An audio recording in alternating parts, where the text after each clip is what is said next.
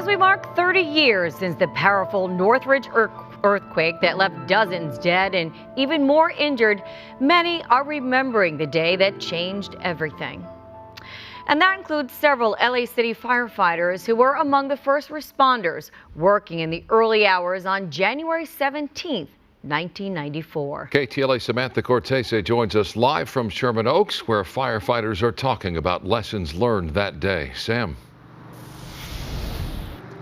Micah and MB, they recall details about being the first crews on a very dark street throughout Los Angeles, looking for survivors or even wreckage. Here at Station 88 in Sherman Oaks, they have what they call Disaster City. It's where they can recreate search and rescue situations. And here at LA Fire Department, they reflected on what they learned 30 years ago, what has evolved, and 4 of those firefighters who were those first responders shared their stories and what has changed since then.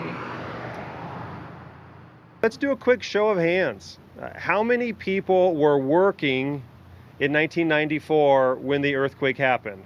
Hands in the air, these first responders recall vivid details from 4:30 a.m. 30 years ago. Everything is going really big. The 6.7 magnitude Northridge earthquake. In mere moments, buildings crumbled, roads fractured, and our sense of security was shaken.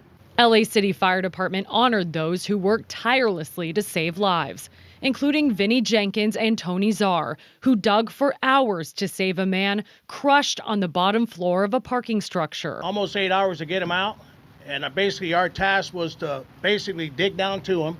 Once we got down to him, now we had to lift up the concrete, which I believe was 3 parking structures of concrete, extricating him out of it, and thank God that he was still alive.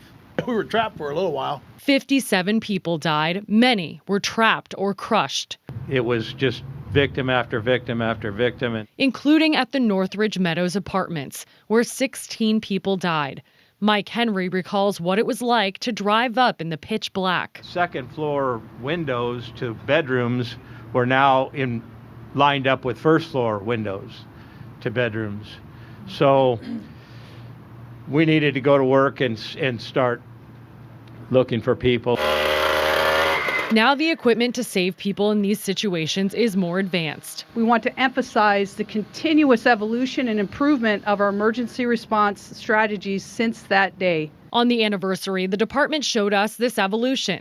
For example, confined space specialists demonstrated the progression in machinery, which can now do the work of 10 people in a recovery situation. Well, we didn't have that capability back then. We didn't have a whole lot of equipment like that. It would be a breeze.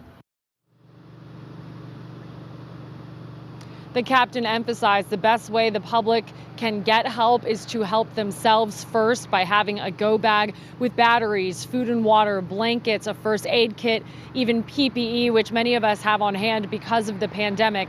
They say if you have those things to help yourself until emergency personnel arrive, you're at least on the next step to preparing for the big one. Also, Micah, MB, it's been longer now since that earthquake than it was in 1994 when the big one before that hit. So we're overdue. I know Lauren spoke with Dr. Lucy Jones earlier today, but the captain says that is a very good reminder to have your emergency bag ready to go. In Sherman Oaks, Samantha Cortese, KTLA 5 News. Yeah, important now and always to remember. Sam, thank you. Governor